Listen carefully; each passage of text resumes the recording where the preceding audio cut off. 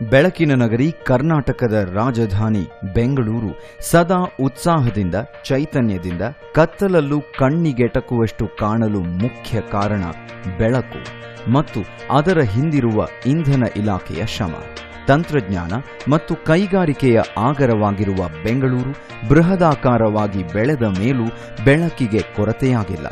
ಸಾರ್ವಜನಿಕ ಜೀವನಕ್ಕೆ ನಡುರಾತ್ರಿಯೂ ಕತ್ತಲೆನಿಸಿಲ್ಲ. ವಿಶ್ವದಾದ್ಯಂತ ಹೆಸರು ಮಾಡಿರುವ ಬೆಂಗಳೂರು ಎಲ್ಲರಿಗೂ ಹಿತವೆನ್ನಿಸಲು ಮುಖ್ಯ ಕಾರಣ ಸದಾ ಚಟುವಟಿಕೆಯಿಂದ ಇರುವುದು. ಅಲ್ಲದೆ ವಿಧಾನಸೌಧ, ಲಾಲ್ಬಾಗ್, ವಿಮಾನ ನಿಲ್ದಾಣ, ಮೆಟ್ರೋ ರೈಲು, ಆಧುನಿಕ ಸೇತುವೆಗಳು, ಎಂಜಿ ರಸ್ತೆ, ಬ್ರಿಗೇಡ್ ರಸ್ತೆಯಂತಹ ಸುಂದರ ತಾಣಗಳು ಸದಾ ಬೆಳಕಿನಿಂದ ಕೂಡಿರುವುದು. ಇದನ್ನು ಬಹಳ ವರ್ಷಗಳಿಂದ ಕಾಪಾಡಿಕೊಂಡು ಬಂದ ಹೆಮ್ಮೆ ನಮ್ಮ ರಾಜ್ಯ ಸರ್ಕಾರದ ಇಂಧನ ಇಲಾಖೆಯದ್ದಾಗಿದೆ. ಸುಮಾರು 100 ವರ್ಷಗಳ ಹಿನ್ನೆಲೆ ಇರುವ, ಶತಮಾನದಿಂದಲೂ ರಾಜ್ಯದ ಮೂಲೆ ಮೂಲೆಗೂ ಬೆಳಕು ಬಿತ್ತರಿಸುತ್ತಾ ರಾಜ್ಯವನ್ನು ಬೆಳಗಿಸುವಲ್ಲಿ ಯಶಸ್ವಿಯಾಗಿರುವ ಇಂಧನ ಇಲಾಖೆಯ ಸಾಕ್ಷ್ಯಚಿತ್ರ ನಿಮ್ಮ ಮುಂದಿದೆ. ಇಲಾಖೆಯು ನಗರಗಳಲ್ಲಿ ಮಾತ್ರವಲ್ಲದೆ ಗ್ರಾಮೀಣ ಪ್ರದೇಶಗಳ ಉನ್ನತಿಗೂ ಕಾರಣವಾಗಿ ತನ್ನದೇ ಆದ ಛಾಪು ಮೂಡಿಸಿ ಗ್ರಾಮೀಣ ಜನರ ಪಾಲಿಗೆ ಆಶಾಕಿರಣವಾಗಿದೆ. ಸರ್, ವೋಲ್ಟೇಜು ಹಿಂದೆ ಪಂಪ್ಸೆಟ್ಗಳಿಗೆ ಒಂದು 10-15 ಪಂಪ್ಸೆಟ್ಗೆ ಒಂದೇ ಒಂದು ಟ್ರಾನ್ಸ್ಫಾರ್ಮರ್ ಇತ್ತು. 10-15 ಪಂಪ್ಸೆಟ್ಗಳಿಗೆ ಒಂದೇ ಒಂದು ಟ್ರಾನ್ಸ್ಫಾರ್ಮರ್ ಇದ್ದಾಗ ನಾವು ಇಲ್ಲಿ 180 ವೋಲ್ಟೇಜ್, 150ರಿಂದ 180, 200 ವೋಲ್ಟೇಜ್ ಬರೋದಕ್ಕೆ ತುಂಬ ಕಷ್ಟ ಆಗ್ಬಿಟ್ಟಿತ್ತು. ನಮಗೆ ನೀರು ಈಚೆಗೆ ಬರ್ತಿರ್ಲಿಲ್ಲ. ಪಂಪ್ಸೆಟ್ಗಳು ವಾರದಲ್ಲಿ ಒಂದೊಂದು ಸಾರಿ 2 ಸಾರಿ ಸುಟ್ಟೋಗ್ಬಿಡೋದು, ಆ ವೋಲ್ಟೇಜ್ ಓಡುತ್ತೆ ಇದ್ದಂಗೆ. ಆಮೇಲೆ ಈ ಸರ್ಕಾರ ಇತ್ತು, ಬೆಸ್ಕಾಂ ಕಂಪ್ನಿಯವರು ಸರ್ಕಾರಿ ವತಿಯಿಂದ TC ಮಾಡಿಕೊಟ್ರು. ಟ್ರಾನ್ಸ್ಫಾರ್ಮರ್ಗಳು ಹಾಕಿದಾಗಿನಿಂದ ನಮಗೆ 400 ವೋಲ್ಟೇಜ್ ಇರುತ್ತೆ. ಇದುವರೆಗೂ ಮೋಟ್ರಿಗೇನು ಪ್ರಾಬ್ಲಮ್ ಬಂದಿಲ್ಲ. ತುಂಬ ಅನುಕೂಲ ಮಾಡಿಕೊಟ್ಟಿದ್ದಾರೆ ಸರ್ ಅವರು. ರಾಜಧಾನಿ ಬೆಂಗಳೂರಿಗೆ ನಿರಂತರ ವಿದ್ಯುತ್ ಒದಗಿಸುತ್ತಿರುವ ಇಲಾಖೆಯು ಗ್ರಾಮೀಣ ಪ್ರದೇಶದ ರೈತ ಬಾಂಧವರಿಗೂ 6ರಿಂದ 7 ಗಂಟೆಗಳ 3 ಫೇಸ್ ವಿದ್ಯುತ್ ಹಾಗೂ 9ರಿಂದ 10 ಗಂಟೆಗಳ ಸಿಂಗಲ್ ಫೇಸ್ ವಿದ್ಯುತ್ ನೀಡುತ್ತಿದೆ. ರಾಜ್ಯ ಸರ್ಕಾರ ಇವತ್ತು ವಿದ್ಯುತ್ತನ್ನು ರೈತರಿಗೆ ದಿನಕ್ಕೆ 7 ಗಂಟೆಗಳ ಕಾಲ 3 ಫೇಸ್ ವಿದ್ಯುತ್ತನ್ನು ಪೂರೈಸಿ ರೈತರಿಗೆ ಒಳ್ಳೆಯ ಅನುಕೂಲ ಮಾಡಿದೆ. ಮತ್ತು ದಿನಕ್ಕೆ 9ರಿಂದ 10 ಗಂಟೆಗಳ ಕಾಲ ಸಿಂಗಲ್ ಫೇಸ್ ವಿದ್ಯುತ್ತನ್ನು ಒದಗಿಸ್ತಾ ಇದೆ. ಇದರಿಂದ ರೈತರಿಗೆ ಯಾವ ವಿಧವಾದ ಹಾನಿಯೂ ಇಲ್ಲ. ಈ 7 ಗಂಟೆಗಳ ಕಾಲ ವಿದ್ಯುತ್ತು 3 ಫೇಸ್ ಬರುವುದರಿಂದ ರೈತರಿಗೆ ಯಾವ ವಿಧವಾದ ತೊಂದರೆಯೂ ಇಲ್ಲ. ಹೆಚ್ಚು ಉತ್ಪಾದನೆ ಮಾಡಲು ಅನುಕೂಲಕರ. 150ರಿಂದ 200 ವೋಲ್ಟೇಜು, ಈಗ 350ರಿಂದ 400 ಗಂಟೆ ವೋಲ್ಟೇಜ್ ಇದೆ. ಮೋಟ್ರುಗಳು ಕ್ಲೀನಾಗಿ ಓಡ್ತವೆ. ನಮ್ಗೆ ಸಾಕಾದಷ್ಟು ಅನುಕೂಲ ಆಗಿದೆ. ರಾಜ್ಯದ ಅನ್ನದಾತರ ಪಾಲಿಗೆ ಆಶಾದಾಯಕವಾಗುವ ಹಿನ್ನೆಲೆಯಲ್ಲಿ ನೀರಾವರಿ ಪಂಪ್ಸೆಟ್ಗಳ ಅಕ್ರಮ ಸಕ್ರಮ ಯೋಜನೆಯನ್ನು ಜಾರಿಗೆ ತರಲಾಗಿದೆ. ಮುಂಚೆ ನಮ್ಮಲ್ಲೂ ರೈತರು ಅಕ್ರಮವಾಗಿ ವಿದ್ಯುತ್ತನ್ನು ಅಳವಡಿಸ್ಕೊಂಡಿದ್ರು. ಸರ್ಕಾರ ಅಕ್ರಮ ಮತ್ತು ಸಕ್ರಮ ಅಂತಕ್ಕಂಥ ಯೋಜನೆ ತಂದಮೇಲೆ ಎಲ್ಲರೂ ಅವ್ರವ್ರ ಜಮೀನ್ ಹತ್ರ 18,000 ಒಂದು ಹಣವನ್ನು ಕಟ್ಟಿ ಟ್ರಾನ್ಸ್ಫಾರ್ಮರ್ನ ಹಾಕ್ಸ್ಕೊಂಡು ಇವಾಗೆಲ್ಲ ಸಕ್ರಮವಾಗೇ ಒಂದು ವಿದ್ಯುತ್ತನ್ನು ನಡೆಸ್ಕೊಂಡು ಹೋಗ್ತಾ ಇದ್ದಾರೆ. ರಾಜ್ಯದಲ್ಲಿ 22 ಲಕ್ಷ ನೀರಾವರಿ ಪಂಪ್ಸೆಟ್ಗಳಿದ್ದು ಇವುಗಳಲ್ಲಿ ಸುಮಾರು 19 ಲಕ್ಷ ರೈತರು ತಮ್ಮ ಪಂಪ್ಸೆಟ್ಗಳನ್ನು ಸಕ್ರಮಗೊಳಿಸಿದ್ದಾರೆ. ನಮ್ಮ ಹೆಸರು ರುಂದೇಶ್ ಅಂದ್ಬಿಟ್ಟು ನಾವು ಕೃಷಿಯನ್ನೇ ಅವಲಂಬಿಸ್ಕೊಂಡಿದ್ದೀವಿ. ನಾವು ಸುಮಾರು ವರ್ಷಗಳಿಂದ ಕೃಷಿಯನ್ನೇ ನಂಬ್ಕೊಂಡಿದ್ದೀವಿ. ಎಲ್ಲ ಥರದ ಬೆಳೆಗಳನ್ನು ಬೆಳೆದಿದ್ದೀವಿ. ನಾವು ಮೊದಲಿಗೆ ಅಕ್ರಮವಾಗಿ ವಿದ್ಯುತ್ತನ್ನು ತಗೊಂಡು ಬೆಳೆಗಳನ್ನು ಬೆಳೀತಾ ಇದ್ವಿ. ಇವಾಗ ಸರ್ಕಾರದಿಂದ ಅಕ್ರಮ ಸಕ್ರಮ ಯೋಜನೆ ಬಂದ ಮೇಲೆ ಸಕ್ರಮವಾಗಿ ಸರ್ಕಾರಕ್ಕೆ 18,000 ದುಡ್ಡನ್ನು ಕಟ್ಟಿದ್ವಿ. ಅವರೇ ಬಂದು ಟ್ರಾನ್ಸ್ಫಾರ್ಮರ್ ಹಾಕಿ ವಿದ್ಯುತ್ತನ್ನು ತುಂಬ ಚೆನ್ನಾಗಿ ಕಲ್ಪಿಸಿಕೊಟ್ಟಿದ್ದಾರೆ. ಇವಾಗ ಇನ್ನೂ ಚೆನ್ನಾಗಿ ಬೆಳೆಗಳನ್ನು ಬೆಳೀತಾ ಇದ್ದೀವಿ. ಇನ್ನು ಮುಂದೆ ಸುಖ ಸಂತೋಷದಿಂದ ಇರಬಹುದು ಅನ್ನುವಂಥ ಒಂದು ಭರವಸೆ ನಮ್ಮಲ್ಲಿ ತುಂಬ ಕಾಣ್ತಾ ಇದೆ. ಉಳಿದ 3 ಲಕ್ಷ ಪಂಪ್ಸೆಟ್ಗಳು ಅನಧಿಕೃತವಾಗಿ ವಿದ್ಯುತ್ ಪಡೆಯುತ್ತಿದ್ದು ಇದನ್ನು ಮನಗಂಡ ಇಲಾಖೆ ಅನಧಿಕೃತ ಪಂಪ್ಸೆಟ್ ಬಳಸುತ್ತಿರುವ ರೈತರ ಬಾಳನ್ನು ಹಸನಾಗಿಸುವ ಸಲುವಾಗಿಯೇ ಅಕ್ರಮ ಸಕ್ರಮ ಯೋಜನೆಯನ್ನು ಜಾರಿಗೆ ತಂದು ಇದರ ಸದುಪಯೋಗ ಪಡೆಯಲೆಂದೇ ಇಲಾಖೆಯು ಎಲ್ಲ ವಿದ್ಯುತ್ ಕಂಪನಿಗಳಲ್ಲಿಯೂ ಸಕ್ರಮ ಮೇಳದಂತಹ ಕಾರ್ಯಕ್ರಮಗಳನ್ನು ಆಯೋಜಿಸಿ ಈ ಮೇಳದಲ್ಲಿ ನೀರಾವರಿ ಪಂಪ್ಸೆಟ್ಗಳ ಸಕ್ರಮೀಕರಣಕ್ಕೆ ಸಂಬಂಧಪಟ್ಟ ಸಕಲ ಮಾಹಿತಿಯನ್ನು ರೈತ ಬಾಂಧವರಿಗೆ ನೀಡಲಾಗುತ್ತಿದೆ. ಸರ್, ಅಕ್ರಮ ಸಕ್ರಮದಲ್ಲಿ ನಮ್ಮ ರೈತರು ಬೋರ್ವೆಲ್ ಕೊರೆಸ್ತಾರೆ. ಟ್ರಾನ್ಸ್ಫರ್ ಚಾರ್ಜ್ ಇರೋದಿರಲ್ಲ, ಏಕದಮ್ ಆಗ್ಬಿಡ್ತಾರೆ. ಅದು ತೊಂದರೆ. ಯಾಕಂದರೆ ನಾವು ಸರ್ವಿಸ್ ಕಟ್ಟಿ ಮಾಡಿರ್ತೀವಿ, ಅದರಿಂದ ನಮಗೂ ವೋಲ್ಟೇಜ್ ಬರಲ್ಲ, ಅವ್ರಿಗೂ ಸರಿಯಾಗಿ ಹೋಗೋದಿಲ್ಲ. ಅದ್ರ ಬದಲು ಈ ಅಕ್ರಮ ಸಕ್ರಮ ಅನ್ನೋದು ಏನಿದೆ ಸರ್, ಅದನ್ನು ಸರ್ಕಾರ ಮುಂದುವರಿಸಿದ್ರೆ ನಮ್ಮ ರೈತರಿಗೆ ತುಂಬ ಒಳ್ಳೆಯದಾಗುತ್ತೆ. ಉತ್ತಮ ನೀರಾವರಿ ಪಂಪ್ ಸೆಟ್ಗಳಿಂದ ಇಂಧನ ಉಳಿತಾಯ. ನಾವು ಲೋಕಲ್ ಪಂಪ್ ಸೆಟ್ಗಳನ್ನು ಬಳಸಿದಲ್ಲಿ ಅದರ ಕಾರ್ಯಕ್ಷಮತೆ ಬಹಳ ಕಡಿಮೆ ಇರುತ್ತದೆ. ಹೆಚ್ಚಿನ ಕಾರ್ಯಕ್ಷಮತೆ ಇರುವ ಪಂಪ್ ಸೆಟ್ ಬಳಸಿದರೆ ಕಡಿಮೆ ಅವಧಿಯಲ್ಲಿ ಹೆಚ್ಚಿನ ನೀರನ್ನು ಪಡೆಯಬಹುದಾಗಿದೆ. ರೈತರು ಪಂಪ್ ಸೆಟ್ಗೆ ISI ಇರತಕ್ಕಂಥ ಒಳ್ಳೆ ವಿದ್ಯುತ್ ಕಂಪನಿ ಮೋಟರ್ಗಳನ್ನು ಬಳಸಿದ್ರೆ ಕಡಿಮೆ ವಿದ್ಯುತ್ ಶಕ್ತಿಯಲ್ಲಿ ಹೆಚ್ಚು ನೀರನ್ನು ಉತ್ಪಾದನೆ ಮಾಡ್ಕೊಂಡು ಹೆಚ್ಚು ಬೆಳೆ ಬೆಳಿಬೋದು.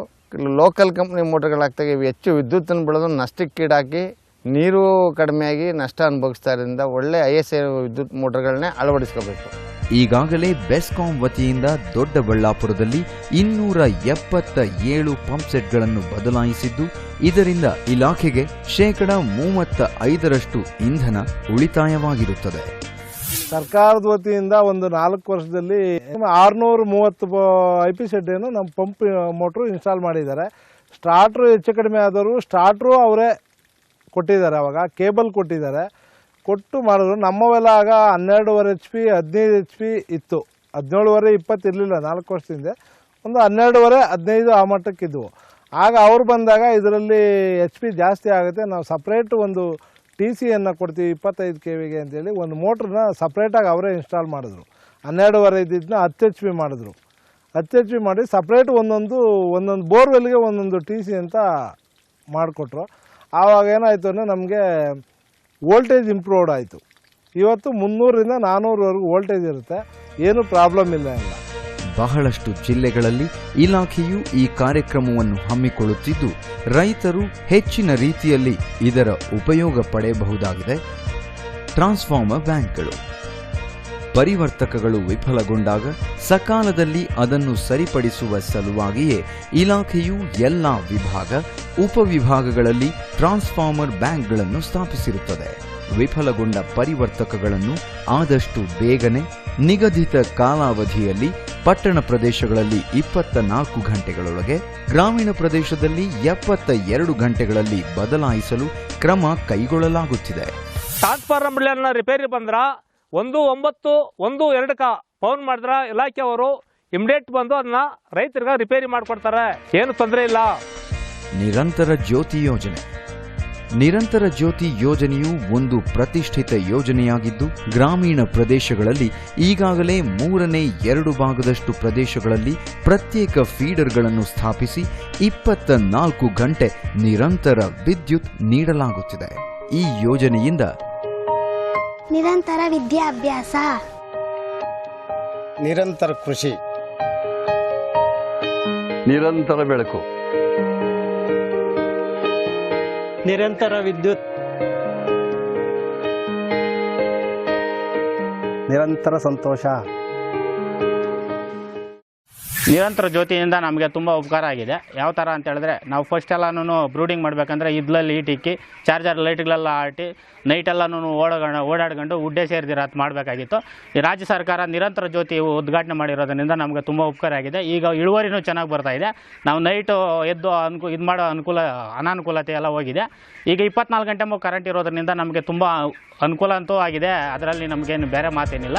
ಇನ್ನುಳಿದ 1/3 ಭಾಗದಷ್ಟು ಪ್ರದೇಶಗಳಿಗೆ ಸುಮಾರು 1 ವರ್ಷದ ಅವಧಿಯೊಳಗೆ ಪೂರ್ಣ ಪ್ರಮಾಣದಲ್ಲಿ ಗ್ರಾಮೀಣ ಪ್ರದೇಶಗಳಿಗೆ ನಿರಂತರ ವಿದ್ಯುತ್ತನ್ನು ಒದಗಿಸಲು ಕ್ರಮ ಕೈಗೊಳ್ಳಲಾಗಿದೆ. ಇದರಿಂದ ಕುಡಿಯುವ ನೀರು, ಹಿಟ್ಟಿನ ಗಿರಣಿ, ಗೃಹ ಬಳಕೆ, ಬೀದಿ ದೀಪ, ಗ್ರಾಮೀಣ ಕೈಗಾರಿಕೆ, ಹಾಲು ಘಟಕ, ವಿದ್ಯಾರ್ಥಿಗಳ ಓದಿನ ಸಲುವಾಗಿ ಹಾಗೂ ವಾಣಿಜ್ಯ ಚಟುವಟಿಕೆಗಳಿಗೆ ನಿರಂತರ ವಿದ್ಯುತ್ ಪೂರೈಕೆಯಾಗುತ್ತಿದೆ.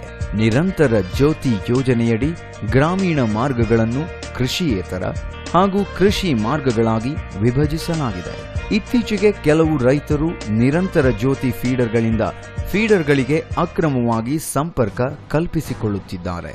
ಇದು ಅಪರಾಧ ಮಾತ್ರವಲ್ಲದೆ ಜೀವಕ್ಕೆ ಅಪಾಯವೂ ಕೂಡ.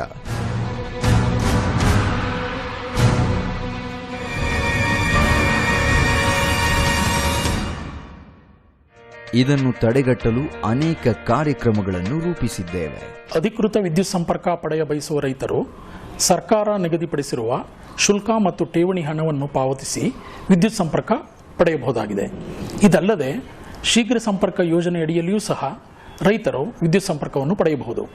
ಮತ್ತು HT ಮಾರ್ಗದಲ್ಲಿ ವಿದ್ಯುತ್ ಸಂಪರ್ಕ ಪಡೆಯ ಬಯಸುವ ರೈತರು ಮಾರ್ಗ ಶುಲ್ಕದ 25% ಹಣವನ್ನು ಪಾವತಿಸಿ ಮತ್ತು ಮಾಪಕವನ್ನು ಅಳವಡಿಸುವುದರೊಂದಿಗೆ ವಿದ್ಯುತ್ ಸಂಪರ್ಕವನ್ನು ಪಡೆದುಕೊಳ್ಳಬಹುದಾಗಿದೆ. ಈ ಸದುಪಯೋಗವನ್ನು ರೈತ ಬಾಂಧವರು ಬಳಸಿಕೊಳ್ಳಬೇಕೆಂದು ಸರ್ಕಾರವು ವಿನಂತಿಸುತ್ತದೆ.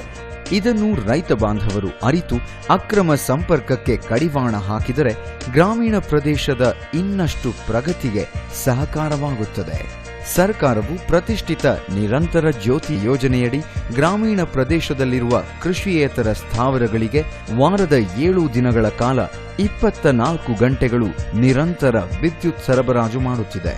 ಆದರೆ ಕೆಲ ಕೃಷಿ ಪಂಪ್ಸೆಟ್ ಗ್ರಾಹಕರು ಕಾನೂನು ಬಾಹಿರವಾಗಿ ವಿದ್ಯುತ್ ದುರುಪಯೋಗಪಡಿಸಿಕೊಳ್ಳುತ್ತಿದ್ದಾರೆ.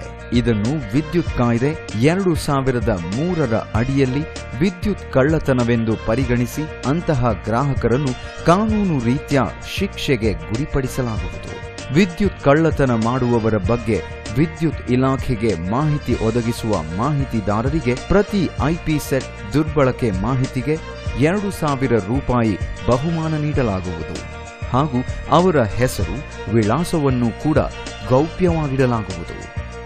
ಸಹಾಯವಾಣಿ 1912 ರಾಜ್ಯದ ಎಲ್ಲಾ ವಿದ್ಯುತ್ ಸರಬರಾಜು ಕಂಪನಿಗಳಲ್ಲಿ ಸಹಾಯವಾಣಿಯನ್ನು ಸ್ಥಾಪಿಸಿದ್ದು, ವಿದ್ಯುತ್ ಸಂಬಂಧಿತ ಯಾವುದೇ ಸಮಸ್ಯೆಗಳಿಗೆ, ದೂರುಗಳಿಗೆ ಹಾಗೂ ಸಲಹೆಗಳಿಗೆ ಸಹಾಯವಾಣಿ 1912ಗೆ ಕರೆ ಮಾಡಬಹುದಾಗಿದೆ. ರೈತರಿಗೆ ಸಮಸ್ಯೆ ಇದ್ರೆ 1912ಗೆ ಕರೆ ಮಾಡ್ತಾರೆ. ನಾವು ತಕ್ಷಣ ಬಂದು ವಿದ್ಯುತ್ ಇಲಾಖೆ ಕಡೆಯಿಂದ ನಾವು ಬಂದು ಅವರ ಸಮಸ್ಯೆಗಳನ್ನು ಸರಿಪಡಿಸಿಕೊಡ್ತೇವೆ. ಎಷ್ಟೇ ದೂರ ಇರಲಿ, ಎಷ್ಟೇ ಟೈಮ್ ಆಗಿರಲಿ, ಆ ಒಂದು ಕೆಲಸಗಳನ್ನು ನಾವು ಮಾಡಿಕೊಡುತ್ತೇವೆ. ಟ್ರಾನ್ಸ್ಫಾರ್ಮರ್ ಬದಲಾವಣೆ ಬೇಗ ಮಾಡ್ತೀರಿ, ಮುಂಚೆ ಥರ ಯಾವುದೇ ರೀತಿ ತೊಂದರೆ ಇಲ್ಲ. ಹೀಗೆ ಇಲಾಖೆಯು ಸದಾ ಹೊಸ ಯೋಜನೆಗಳ ಮುಖಾಂತರ ಪ್ರಗತಿಯಲ್ಲಿದ್ದು ನಗರವಾಸಿಗಳಿಗೆ, ಗ್ರಾಮೀಣ ವಾಸಿಗಳಿಗೆ ನಿರಂತರವಾಗಿ ಸ್ಪಂದಿಸುತ್ತಿದೆ. ಆದ್ದರಿಂದ ಈ ಎಲ್ಲ ಯೋಜನೆಗಳ ಬಗ್ಗೆ ರೈತ ಬಾಂಧವರು, ನಗರವಾಸಿಗಳು ತಿಳಿದುಕೊಂಡು ಸಕಾಲದಲ್ಲಿ ಇದರ ಫಲವನ್ನು ಪಡೆದರೆ ಇಲಾಖೆಯ ಕನಸು ಅರ್ಥಪೂರ್ಣ. ಬನ್ನಿ, ಇಲಾಖೆಯ ಪ್ರಗತಿಗೆ ಕಾರಣವಾಗೋಣ. ಇಂಧನ ಇಲಾಖೆಯ ಕನಸುಗಳನ್ನು ಸಾಕಾರಗೊಳಿಸೋಣ.